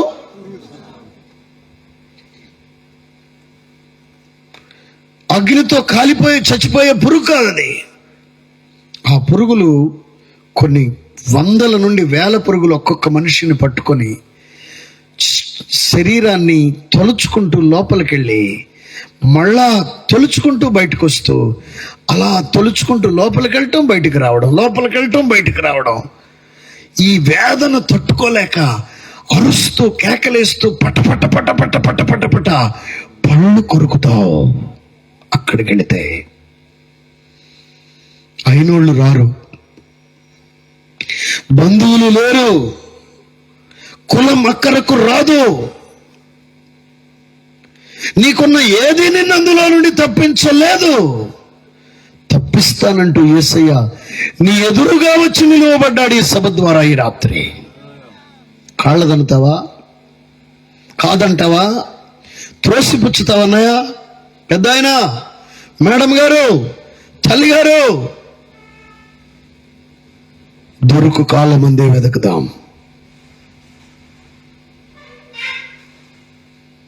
ఈ భయంకరమైన అగ్నిగుండము నుండి తప్పిస్తాడు. తప్పించి ఏం చేస్తాడంటే బంగారముతో పెద్ద వీధులు నిర్మిస్తున్నాడు ఆ పరలోక రాజ్యములో. చప్పట్లు కొడుతూ దేవునికి స్తోత్రం చెల్లిట. ఆ వీధులకు ఇరుప్రక్కల చెట్లు, ఆ చెట్లు పాటలు పాడుతూ నాట్యమాడుతూ ఉంటే ఆ సుందర దృశ్యాన్ని చూస్తూ నీవు పొందుకునే ఆహ్లాదకరమైన ఆనందం అనిర్వచనీయం.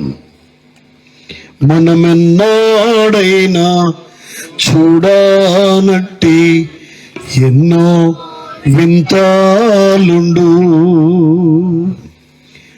ఏమౌదునో నేనేమౌదునో,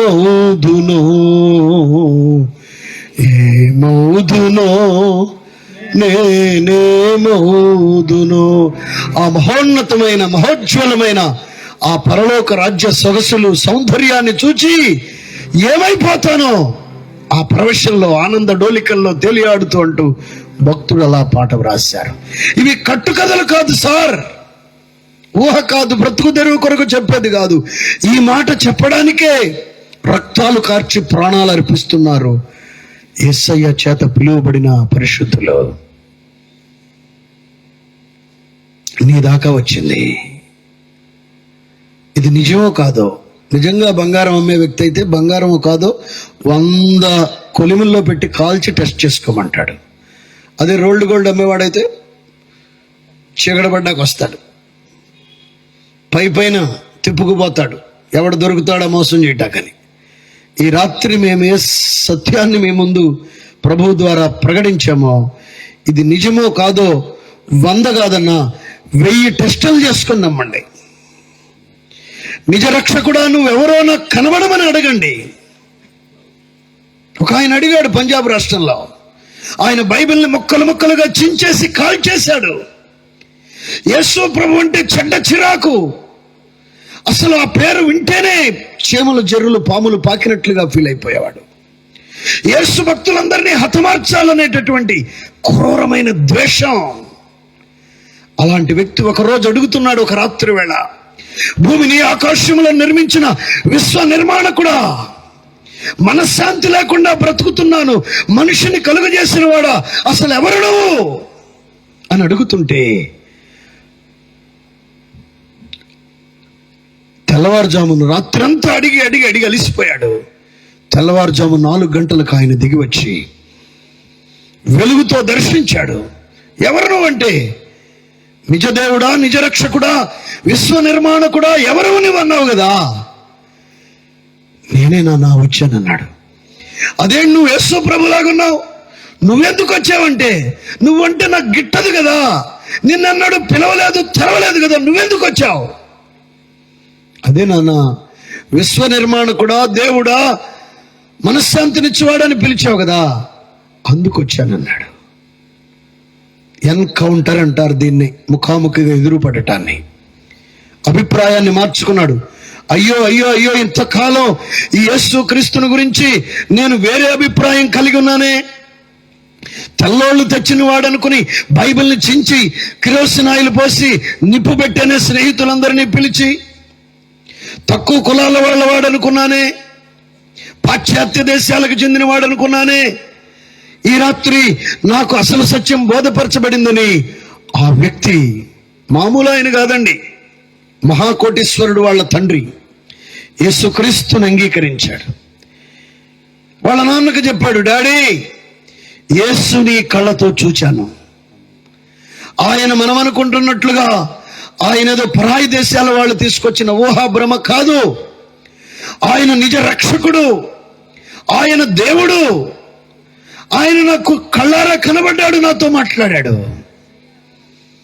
అమ్మో, ఆయన లేకుంటే నరకం డాడీ, ఆయన ద్వారానే మోక్షానికి చేర్చబడగలం డాడీ, ఆయన నమ్ముకుందాం డాడీ అంటే, నీకు తిండి ఎక్కువైన మాటలు వస్తున్నాయి, పిచ్చ పిచ్చ వేషాలు వేస్తే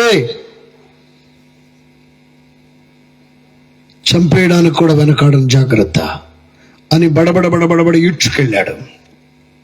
బీరువా తెరిచాడు, పైన భాగం అంతా చూపించాడు. కొడుకా, ఇవన్నీ వజ్రాలు, కొన్ని కోట్ల రూపాయలు పోసుకున్నాను, నీకు ఆస్తిగా సమకూర్చాను. క్రింద రేఖలోకి వచ్చాడు. కొడుకా, ఇదంతా కేజీల కేజీల బంగారం నీకోసమే సమకూర్చాను. ఇదిగో ఇదంతా ధనం నీకోసమే కూర్చోపెట్టాను. ఇదిగో ఈ ప్రక్కన నేను సంపాదించిన భూముల యొక్క దస్తావేజులువి. ఈ బీరువాలో ఉన్న 100 కోట్ల ఆస్తి నీకు ఇద్దామని నేను సంపాదించి పెట్టా. నువ్వేంట్రా ఈ చీప్ క్వాలిటీ పనులు చేస్తున్నావు, ఈ తక్కువ రకం వేషాలు వేస్తున్నావు? పిచ్చ పిచ్చ ఆలోచనలు మాని నేను చెప్పింది చేయమన్నాడు. ఆయన కళ్ళతో చూచిన సంగతి ఎలా మర్చిపోగలడు? చెవులతో ఉన్న మాటలు ఎలా మర్చిపోగలడు? సుందర్, నీ కొరకు నేను ప్రాణం పెట్టాను, రక్తం కార్చానని వినిన మాటలు ఎలా మర్చిపోగలడు? ఆ యవనస్తుడి పేరు సుందర్. నాన్న చెప్పాడు, నాన్న నువ్వు నేను చెప్పినా కూడా నువ్వు వింటలేదురా, నువ్వు గనక వినకపోతే ఈ ఆస్తిలో చిల్లిగవ్వ కూడా ఇవ్వను, నీ కర్మిక అన్నాడు. నేను కావాలో ఆ యేసు కావాలో తేల్చుకో. అప్పుడు సుందర్ అన్నారు, డాడీ, నాకు యేసు కావాలి, నీవు కావాలి. అధిక తెలివితేటలు నా దగ్గర చూపించొద్దు. నేను కావాలా యేసు కావాలో తెలుసుకో. డాడీ, మీరు అంత కరాఖండిగానే గనక ఉన్నట్లయితే నేను యేసుక్రీస్తుని ఎంచుకుంటాను. ఎందుకంటే ఆయన లేకుండా నేను మరణిస్తే, నేను చనిపోయాక నా జీవుడు, నా ఆత్మదేహం యుగాయుగముల అగ్నిగుండంలో ఉండాల్సి ఉంటుంది. చిల్లి గవ్వ కూడా ఇవ్వనని ఇంట్లో నుండి బయటకు గంటేశారు. సరే, ఎక్కడో పొట్టబోసుకుని బ్రతుకుతాడు కదా అనుకుంటే అయిన వాళ్ళతో విషం పెట్టి చంపించాలని చూశారు, విషం పెట్టారు. అయినా కూడా విష ప్రయోగం నుండి తప్పించి ఆ యవనస్తుని దేవుడు తన రెక్కల కింద కప్పారు. తరువాత కాలంలో ఆయన దేవునికి సమర్పించుకున్నాడు. వివాహం గట్రా చేసుకోకుండా సాధువుగా మార్చబడి సాధు సుందర్ సింగ్ ఆయన గొప్ప సేవ చేశారు. ఆయన అడుగుపెట్టిన ప్రతి చోట రోగులు స్వస్థత పొందారు, దురాత్మల నుండి ప్రజలు విడుదల పొందారు. ఈ రాత్రి మేము ఏ వార్త ప్రకటించామో ఇదే వార్త చెప్తూ వెళితే గ్రామాలే దేవుని వైపు తిరిగారు. ఆయన సువార్త చేసుకుంటూ టిబెట్ ప్రాంతానికని వెళుతూ ఏమయ్యారో తెలియదు. ఆయన ఎవరు ఎక్కడ సమాధి చేశారో తెలియదని ఆయన జీవిత చరిత్రలో ఆయన మరణముల గురించి ఒక బ్లర్గా ముగించేశారు. నేను ఒకరోజు పరమగీతార్థం అనే పుస్తకం చదువుతున్నా. దైవజనులు బైబిల్ మిషన్ వ్యవస్థాపక అధ్యక్షులు మంగమూరి దేవదాసు గారు రాసింది. ఆయన ఒకరోజు మోకాళ్ళ మీద ప్రార్థనలో ఉన్నారు. ప్రభు ఆయన ఆత్మను తన శరీరంలో నుండి బయటకు తీసుకుని చాలా దూర ప్రాంతాలకు తీసుకుని వెళుతున్నారు. ఇంకా తీసుకుని వెళ్ళి ఒక గుహలోనికి తీసుకుని వెళ్ళారు. ప్రభు ఆయనతో కూడా ఉన్నారు. అక్కడ ఇద్దరు వ్యక్తులను ప్రభువు చూపించారు. కుమారుడా, వీరెవరో నీకు తెలుసా అని అడిగారు. ఎవరు ప్రభువా అంటే ఒక వ్యక్తిని ప్రభు పరిచయం చేశారు. ఇదిగో ఇస్లాంలో నుండి నన్ను అంగీకరించి నా కొరకు జీవించి నా పరిపూర్ణతతో నింపబడిన కైలాస మహర్షి. ఇతడెవరంటే పంజాబ్ రాష్ట్రంలో నా గ్రంథాన్ని కాల్చివేసి నన్ను బహుగా విమర్శించి నన్ను ద్వేషించిన వ్యక్తికి నేను ఒక తెల్లవారుజామును కనపడగా నన్ను అంగీకరించి జీవితకాలము నిస్వార్థతతో శరీర కార్యములను ఎరగకుండా నా రాజ్య స్థాపన చేసి నా కొరకై జీవించిన సాధు సుందర్ సింగ్. వీరిద్దరూ నా రాకడ వచ్చే వరకు ఇదిగో ఈ హిమాలయాల్లోని గుహలో ఉండి మానవ దేహాలతో ప్రార్థిస్తూ ఉంటారని ప్రభు దైవజనులతో చెప్పినట్లుగా ఆ పరమగీతార్థంలో రాశారు. దేవునికి స్తోత్రం చెప్దాం. హల్లెలూయా. అంటే ఇవన్నీ మహిమ ప్రపంచానికి సంబంధించిన విషయాలు. థియలాజికల్గా కొంతమంది విభేదించవచ్చేమో కానీ ప్రభు చెప్పారు ఆయన జీవించి ఉన్న దినాలలో నేను మరలా రెండవ రాకడలో వచ్చే వరకు ఇక్కడున్న మీలో కొంతమంది రక్తమాంసాల దేహంతో సజీవులుగా ఉంటారన్నారు. భూప్రపంచంలో దేవుడు కొంతమందిని అలాగా మహిమ రూపంలోనికి మార్చి వారిని అక్కడక్కడ దాచి వారితో విజ్ఞాపనలు చేయిస్తున్నారనేది మనము గమనించవలసిన సత్యం. బయటనున్న వారికి ఈ రాత్రి మనం దేవుని మాటలు అందిస్తున్నాం. ప్రియ దేవుని బిడ్డలారా, యేసుక్రీస్తు 100 నిజం. యేసుక్రీస్తులో రవ్వంత కల్పితం లేదు. ఈ రాత్రి మీకు అందించినటువంటి ఈ విషయం యేసు నరకము నుండి తప్పించే ఏకైక రక్షకుడు అన్నటువంటి సత్యం మీ ముందుకు తేబడింది. ఎంపిక మీదే. మీరు ఈ విషయాలు ఆలోచించి ప్రభువుని స్వీకరించాలని మరి ఒకసారి మీ పాదములు పట్టుకుని మనవి చేస్తూ ఈ మా మాటలు ముగిస్తున్నాం. దేవుడు ఈ మాటలను మీ వినికిడిలో మన వినికిడిలో ఆశీర్వదించి ఈ గ్రామమును అగ్నిగుండము నుండి తప్పించి గొప్ప మేలు చేయునుగాక. భూమి మీద జీవించిన దినాల్లో కూడా ఆరోగ్యమును నిండారులుగా అనుగ్రహించునుగాక. రోగులను స్వస్థపరచునుగాక. దురాత్మలను వెళ్ళగొట్టునుగాక. ప్రజలను అప్పు బాధ నుండి విడిపించునుగాక. అర్ధాయుషు నుండి దీర్ఘాయుషులోనికి నడిపించునుగాక. గొప్ప కృపలతో నింపునుగాక.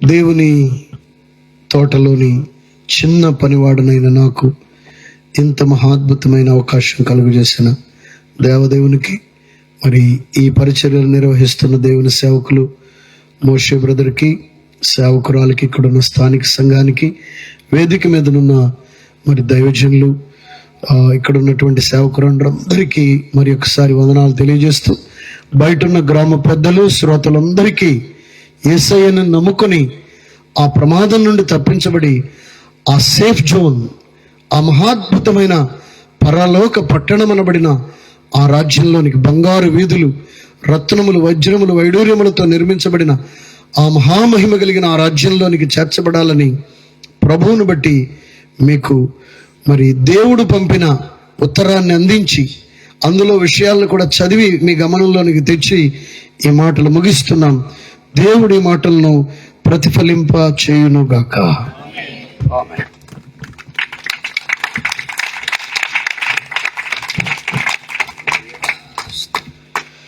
ఇప్పటి వరకు శ్రేష్టమైన మాటలు అందించిన దైవజనులకు వందనాలు తెలియపరుస్తున్నాను.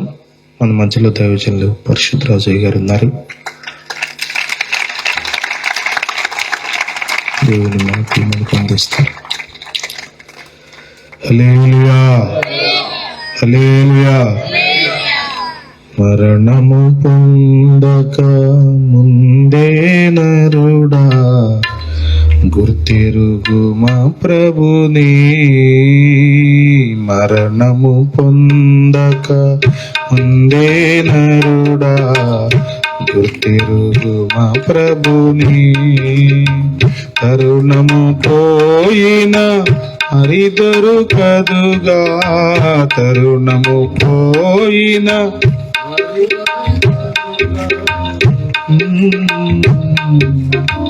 హల్లెలూయా. మంచిది, అందరు కూర్చోండి. Be seated please. ప్రభు ఈ ప్రాంతంలో మోషే మరియు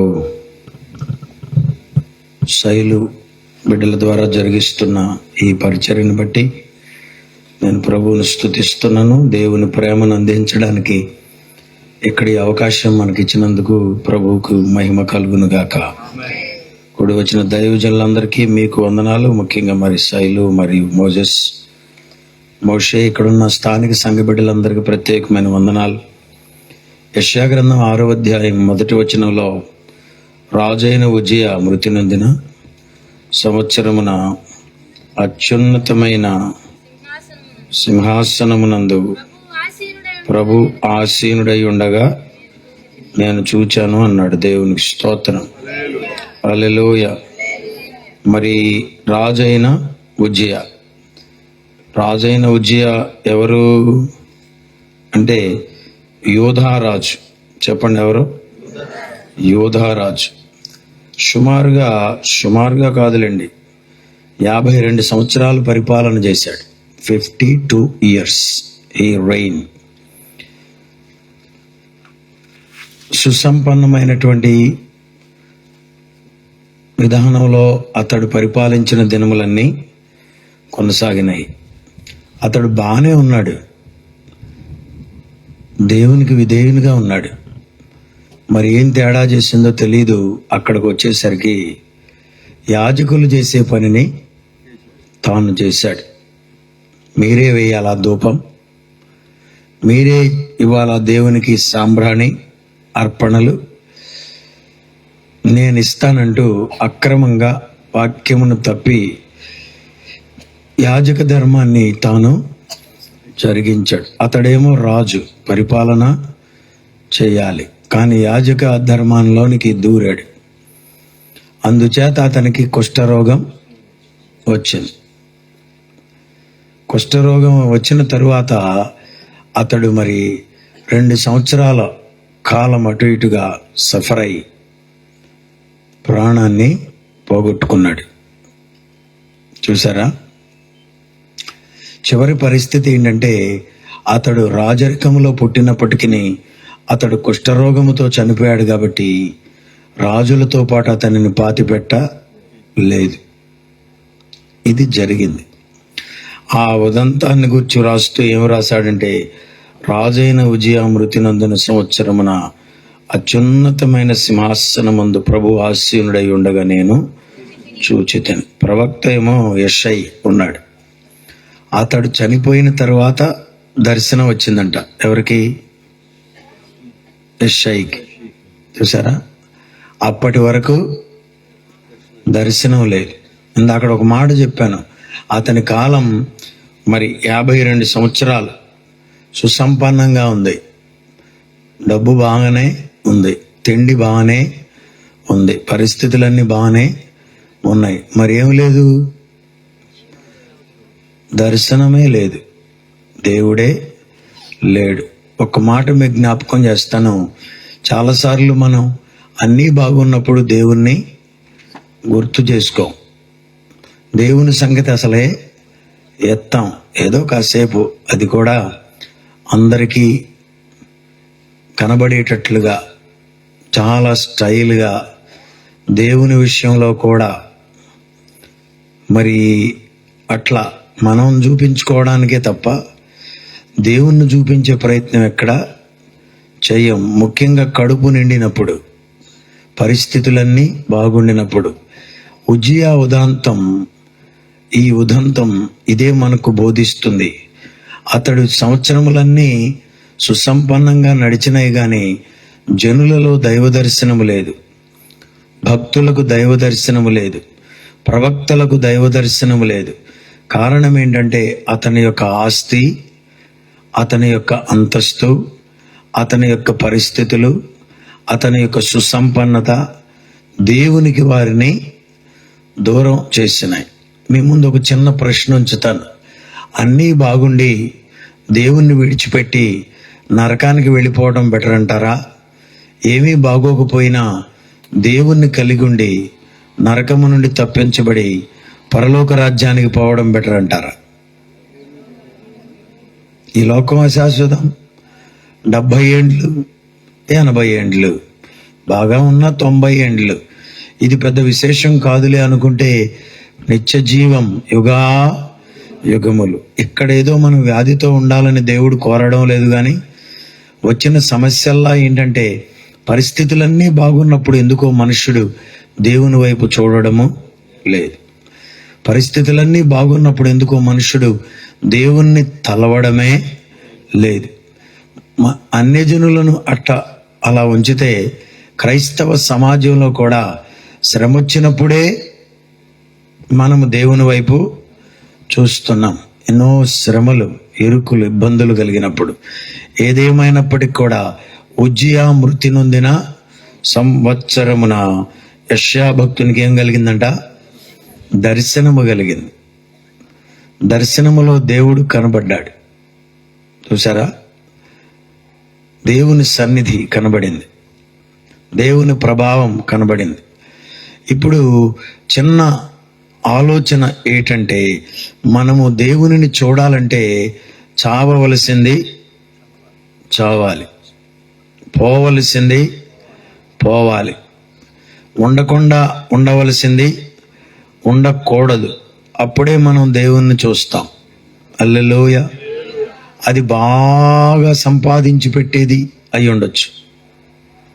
అంతేగా మరి ఈ రాజు ఉన్నంతకాలం శుభ్రంగా తింటున్నారండి బాగానే. వాడికి బాగా ఎక్కువై ఇప్పుడు ఏమంటున్నాడు? దేవుడు ఆరాధన జరిగించవలసిన తీరులో ఆరాధన జరిగించకుండా ఇష్టం వచ్చినట్లుగా జరిగిస్తున్నాడు. ఆ ఒక్క దానికే అతనికి ఏమొచ్చింది? కుష్ఠరోగం వచ్చింది. రాజరికములో నుండి తప్పించబడ్డాడు, రాజుల సమాధులలో నుండి తప్పించబడ్డాడు, దేవుని సన్నిధి నుండి తప్పించబడ్డాడు. మరి 52 ఏళ్లలో 50 ఏళ్ళు బాగానే ఉన్నాడేమో, చివరికి వచ్చేసరికి ప్రమాదాన్ని కొని తెచ్చుకున్నాడు. అన్నీ బాగున్నప్పుడు మనం ఇంకా జాగ్రత్తగా ఉండడం ఎంతైనా అవసరం. అన్నీ బాగున్నప్పుడు మనల్ని కాపాడుకొనడం ఎంతైనా అవసరం. దేవునికి స్తోత్రం. The more you grow, the more you should be careful. మనం ఎదిగే కొద్దీ జాగ్రత్తగా ఉండబద్దులమై ఉన్నాం. దేవునికి స్తోత్రం. హల్లెలూయా. దేవుని సన్నిధిలో మీ జ్ఞాపకం చేస్తూ ఉజ్జయ పోయాడు, దర్శనం కలిగింది. ప్రభువా, నాకు ఏది అడ్డంగా ఉందో అది పోయినా పర్వాలేదు, కానీ నాకు నీ దర్శనం మాత్రం నీవు కావాలి. నీ నుండి నన్ను దూరం చేసేది ఏది నాకు అక్కరా లేదు అని ఒక మాట ప్రభువుతో చెప్పండి. కన్నులు మూయండి, చిన్న ప్రార్థన చేసుకుందాం. మా పరమ తండ్రి, పరిశుద్ధుడు అయిన దేవా, నీ నుండి దూరమై మేమేమి చేయగలమయ్యా? నిన్ను సృజించిన ఆయన, నిన్ను ఆరాధించడానికే కదా మేము ఈ లోకములో నీ యొద్ద నుండి జన్మను పొందింది. నాయనా, నీకు మాకు ఆటంకంగా ఉన్నది, నీకు మాకు మధ్యలో అడ్డుగా ఉన్నది, నీకు మాకు దూరము చేసే ఏదైనా మీరు తీసివేయమని మనవి చేస్తున్నాం. కృప చూపండి అయ్యా, దర్శనమివ్వండి అయ్యా, ధైర్యపరచండి అయ్యా, దగ్గరకు రండి నాయన, మాట్లాడమని ప్రార్థిస్తున్నాను. ఒక్కలగడ్డ గ్రామమును దర్శించండి, ఇక్కడున్న ప్రజలను దర్శించండి, కూడి వచ్చిన జనులను దీవించండి. ఈ రాత్రి నీ సన్నిధి మాతో కూడా ఉంచినందుకు వందనాలు. ఒక్కలగడ్డ గ్రామానికి కూడా నీ దర్శనము కావాలి, ఈ గ్రామానికి మీ స్వరము కావాలి. మీరు మాట్లాడతారని, మీరు కనికరిస్తారని, మీరు దర్శిస్తారని ఇప్పటి వరకు మీ దాసులు ఎన్నో విషయాలు చెప్పారు. మీ దర్శనం కొరకు ఎదురు చూస్తున్నామయ్యా, మీ మాట కొరకు ఎదురు చూస్తున్నామయ్యా, మీ కృప కొరకు ఎదురు చూస్తున్నామయ్యా. వచ్చిన ప్రతి బిడ్డ మీ కృపతో నింపబడి వెళ్ళాలి, వచ్చిన ప్రతి బిడ్డ ఆశీర్వదించబడి వెళ్ళాలి, వచ్చిన ప్రతి బిడ్డ నీ కృపను పొంది వెళ్ళాలి. నీ సహాయం అందించమని మహిమంతా మీకు ఆరోపించు యేసయ్య పరిశుద్ధ నామమున అడిగి వేడుకొని ప్రార్థించుచున్నాము తండ్రి. ఇప్పుడు మన పరమ తండ్రి అయిన దేవుని ప్రేమ, కుమారుడైన క్రీస్తు వారి యొక్క కృప, పరిశుద్ధాత్మ దేవుని యొక్క సహవాసము, సన్నిధానము, సమృద్ధి, సమాధానము ప్రియులారా కూడి ఉన్న మనకును, భూలోకములోనున్న సకల పరిశుద్ధులకును, ఇక్కడ జరుగుతున్న పరిచర్యకును సదా తోడై ఉండి నడిపించును గాక. ఆమేన్. హల్లెలూయా. అందరికీ వందనాలు. God bless you. Praise God.